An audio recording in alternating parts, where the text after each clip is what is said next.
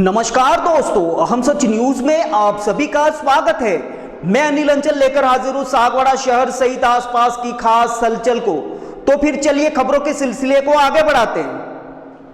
कुछ काम रुकवाने के लिए तो बार बार ये प्रशासन इनको रुकवाने का, ये नगर पालिका बार बार आते हैं ये।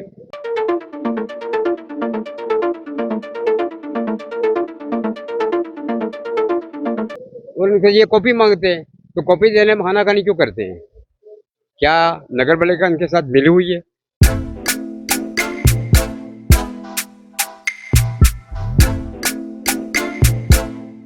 मैं पूछना चाहता हूँ नगर पालिका चेयरमैन साहब से कि आप इसमें आपका क्या रोल है?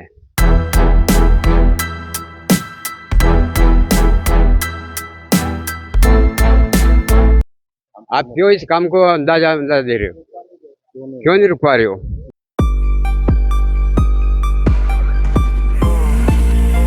एक आदिवासी पार्षद है, हम भी एक आदिवासी पार्षद है। हमारे पार्षद के पास अगर ये आते हैं,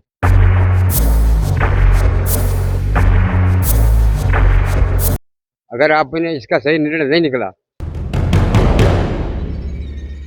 तहसील में सब ज्ञापन देंगे। ज्ञापन देने के बाद हम जहाँ भी होगा, हो सकता है तो हम ये रोड पे धरने पे बैठना पड़ेगा।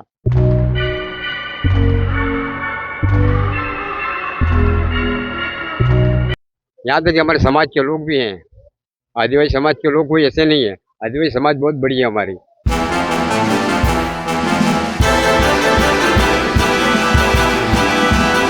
अगर कानून हमें सहारा नहीं देता है, सरकार हमें सहयोग नहीं देती है, तो हमारे समाज है,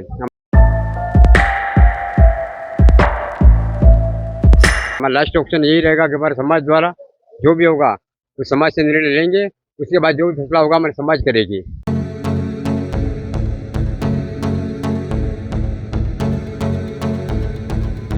आज जब तक आशीष गांधी बैठे हुए हैं, तब से लेकर के 3 महीने हो गए, अभी तक किसी वार्ड का विकास नहीं हुआ।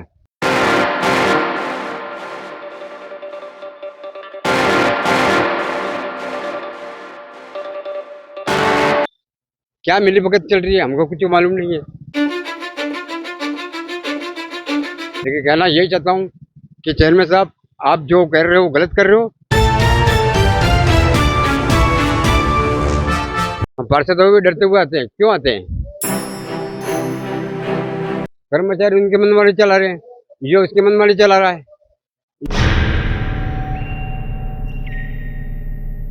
अगर अशोक भाई रणोली का अगर कागज हो तो वो भी ले पेश कर दे, और हमारे पास जो कागज है हम भी पेश कर देंगे। दूध का दूध और पानी का पानी हो जाएगा। तो कि सरकार उनकी है, उनकी सरकार के आधार पर एक आम आदमी कुछ नहीं कर सकता है।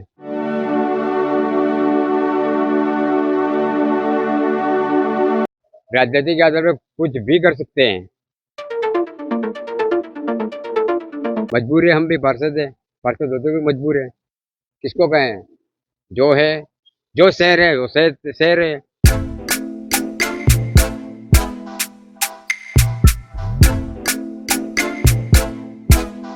किसके पास आवाज उठाओगे? कहाँ जाओगे आप आवाज उठाने के लिए? किनके पास जाओगे? सरकार उनकी है, मैंने आपको ये दिया, सरकार उनकी है, किसके पास जाओगे आप?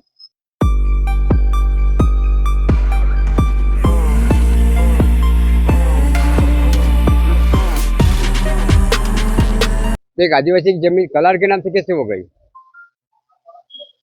ये हम पूछना चाहते हैं।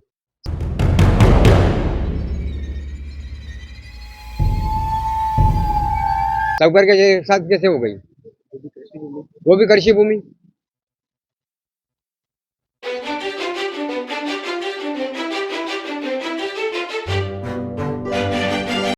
किसके बलबूते पे ली उन्होंने? अगर ली होगी तो उन्हें वो पेश करे कागज। नगर पालिका ऑलरेडी सरकार उनकी है, तो सुनवाई कैसे होगी?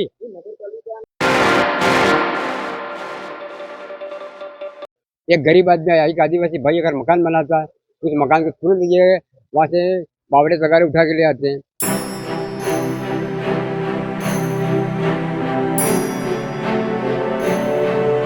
तो इतना बड़ी बिल्डिंग बन रही है, वो सरेआम बिल्डिंग बन रही है, उसके पीछे अगर उन्होंने कार्रवाई की होगी तो अभी तक प्रशासन क्यों नहीं इसका एक्शन ले रही है?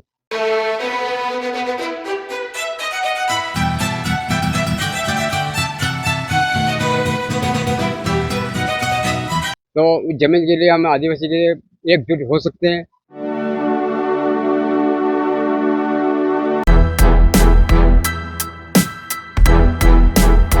आमतौर पर आमजन की पीड़ा को दूर करने तथा समस्याओं के समाधान के लिए भाजपा की भजनलाल सरकार जन सुनवाई के शिविर लगाकर आम जनता के आंसू पोंछने के साथ समस्याओं के समाधान की दिशा में बड़ी पहल कर रही है और आहत को राहत दिलाने का प्रयास किया जा रहा है। समूचे राजस्थान में जनप्रतिनिधि के साथ भाजपा के जिलाध्यक्ष भी इसमें अपनी अहम भूमिका निभाते हुए पीड़ित को न्याय दिलाकर सुशासन का एहसास करा रहे हैं और इसका व्यापक पैमाने पर असर होता हुआ भी दिखाई दे रहा है।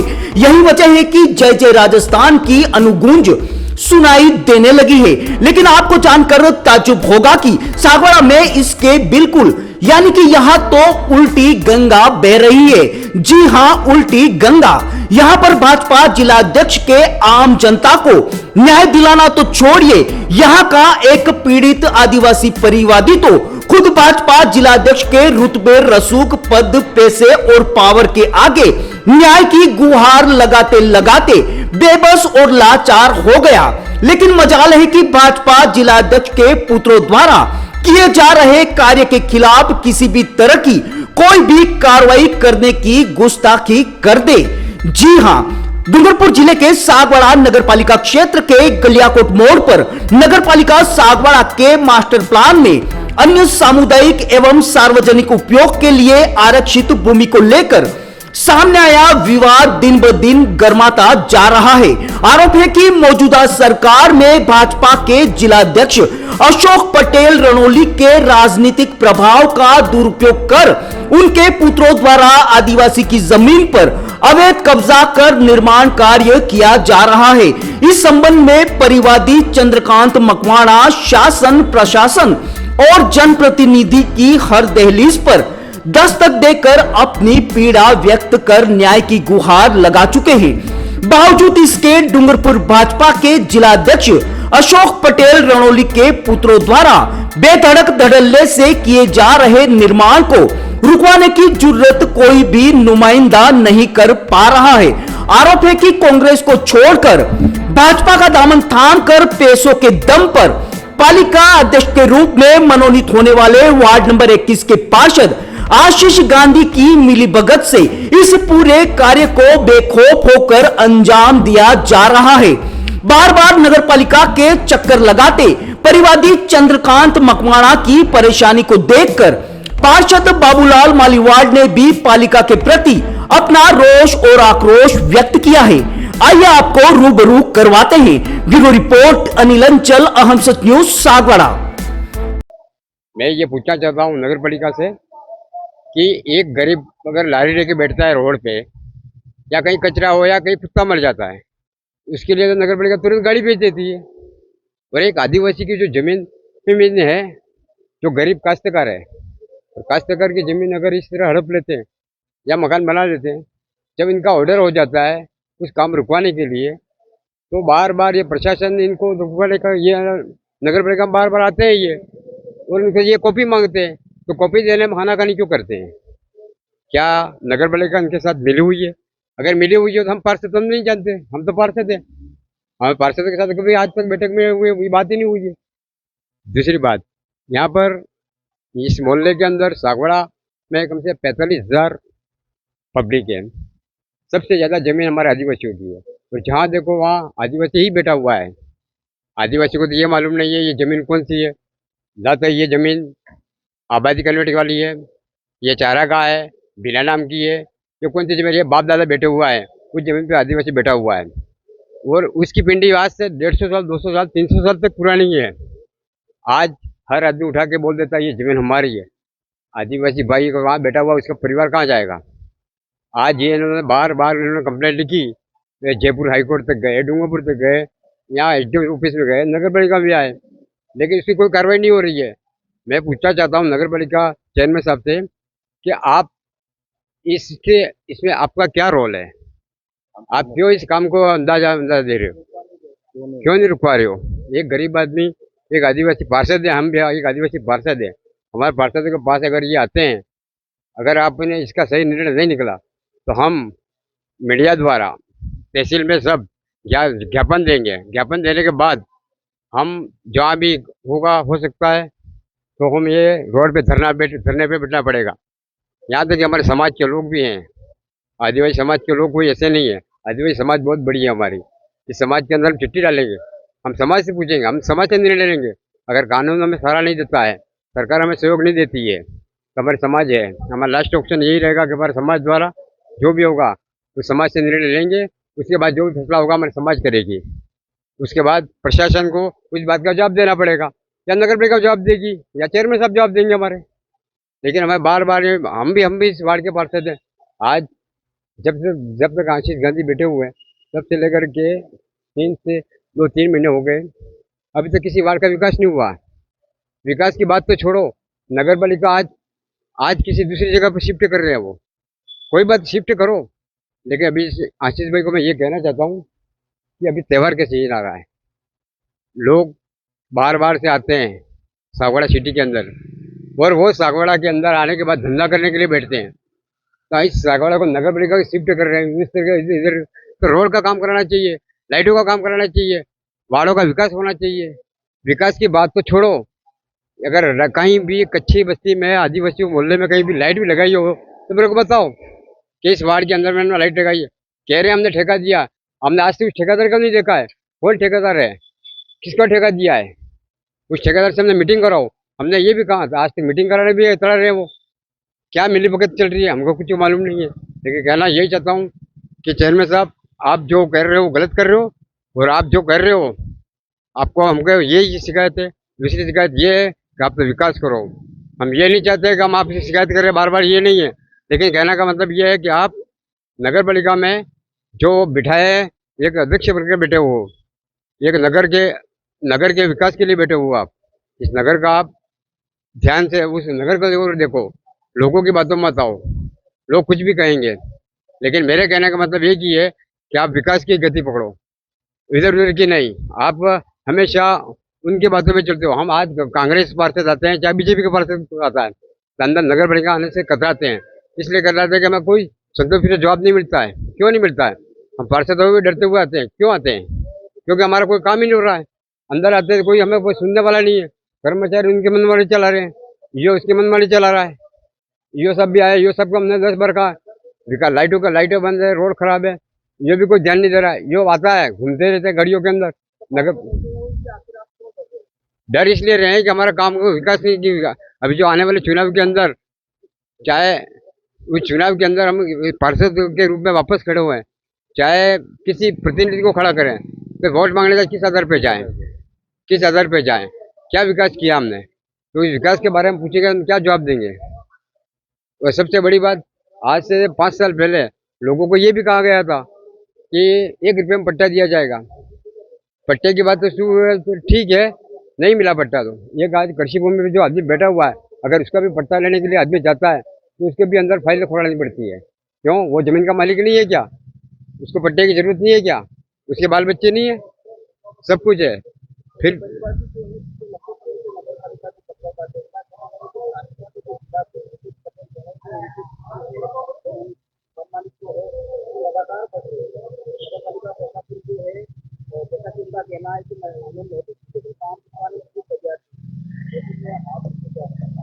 मैं तो ये कहना चाहता हूँ, अगर उन्होंने जो वो ये अगर अशोक भाई रणौली का अगर कागज हो तो वो भी ले पेश कर दे, और हमारे पास जो कागज है हम भी पेश कर देंगे।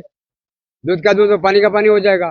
बाकी कहने का ये मतलब है कि अगर वो गलत नहीं है तो फिर उनको सरेआम आके बात करनी चाहिए। प्रशासन को आना प्रशासन लेके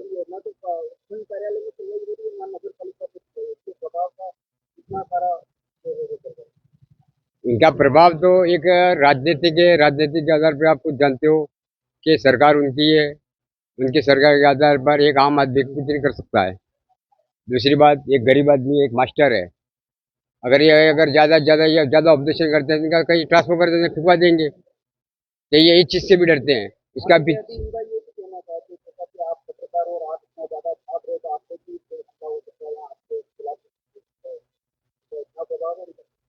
इतना प्रभाव तो मैं नहीं जा सकता, लेकिन इतना जरूर कर सकता हूँ, इतना प्रभाव अगर ये वो कर रहे हैं तो मैं तो यही लास्ट ये अशोक भाई रणौली से वाले से यही बात करना चाहता हूँ कि अगर आप सही हो तो सही होता, आप मीडिया के सामने आके तहसील में साथ में जाके उनके साथ पार्टी से बात करो, बाहर से बैठ के बात करो। हमें मीडिया में जाने की जरूरत नहीं पड़ेगी, नगर पालिका आने की जरूरत नहीं पड़ेगी। मांग क्या रहे, जहाँ वो 40 फीट 45 70 75 फीट का रोड जो छोड़ के वो, और जो खसरा नंबर है आपके पास, खसरा नंबर वो आप पेश कर दो।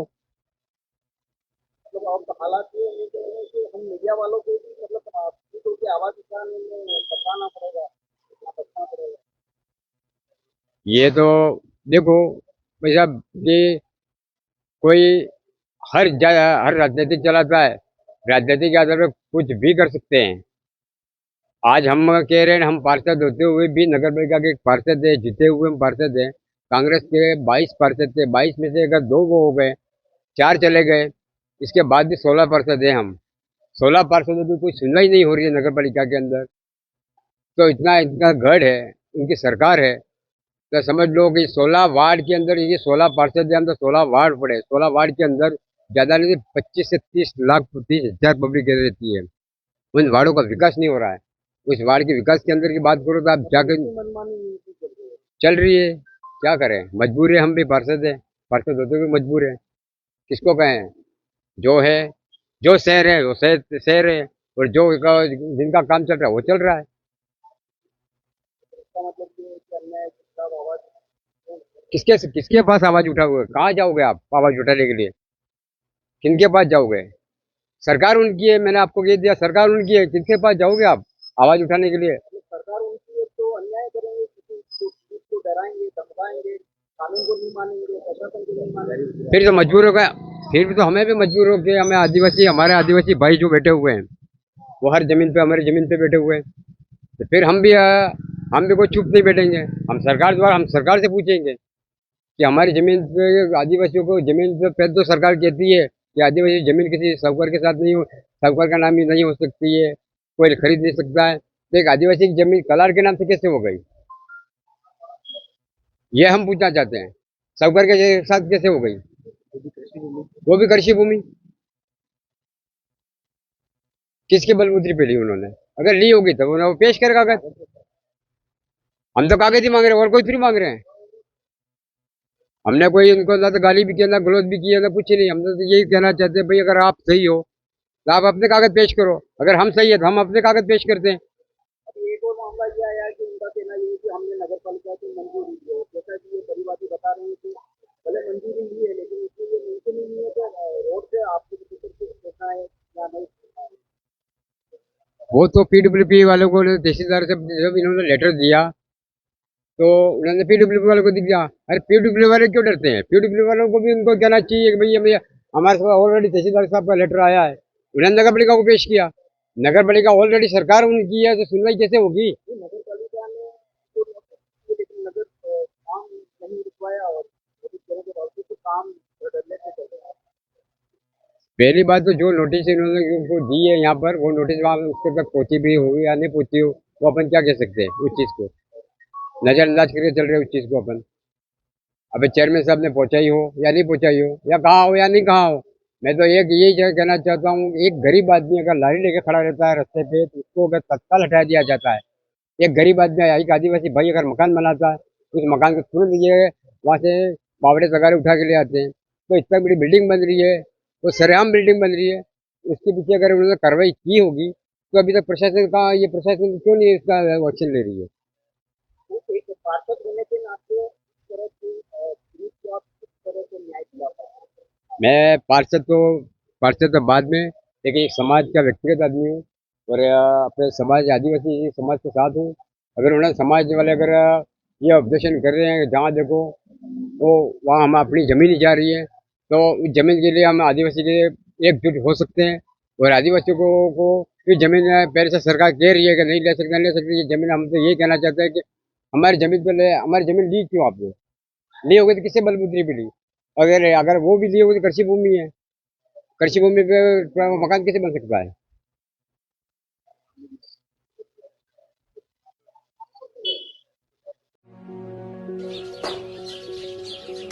अपूर्वा, मेरी घड़ी कहाँ है? वहीं पे रखी है, देखो अलमारी में। यार अपूर्वा क्या हुआ? मैं ऑफिस के लिए लेट हो रहा हूँ। मेरा नाश्ता कहाँ है? आई बाबा, सब रेडी है। सुनिए, आपको नहीं लगता हमें नए मकान के बारे में सोचना चाहिए? इस हालत में इतने कम स्पेस में ये घर मुझसे मैनेज नहीं हो रहा। पर अपने पास इतना बजट ही नहीं। अपूर्वा, जिम्मेदारियां जिम्मेदार होती है बदलाव के लिए। अक्सर बदलाव ख्वाहिशों के मायने बदलता है। जरूरतें ख्वाहिशों की बुनियाद है और मंजिल ख्वाहिशों को जीलना है। आप भी अपने ख्वाहिशों को पूरा कीजिए नेमिनाथ के साथ।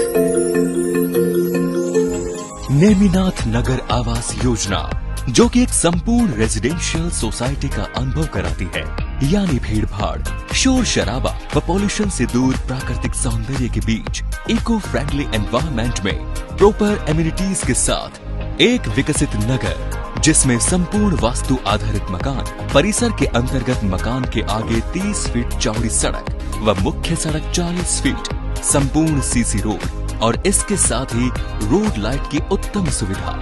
सागवाड़ा के नेमिनाथ नगर में इन्हीं समस्त खूबियों के साथ खरीदिए सबसे कम कीमत में अपना मकान। सोसाइटी में 1, 2 व 3 BHK मकान के अनुसार ब्लॉक्स निर्मित किए गए हैं। इसके साथ ही पाएं आसान लोन प्रक्रिया व साथ में 100% लोन की सुविधा। योजना के अंतर्गत मात्र 128 मकान जल्द से जल्द आवास योजना का लाभ उठाएं। अधिक जानकारी के लिए कार्यालय में संपर्क करें। नेमिनाथ नगर, गायत्री शक्तिपीठ के पास, सागवाड़ा।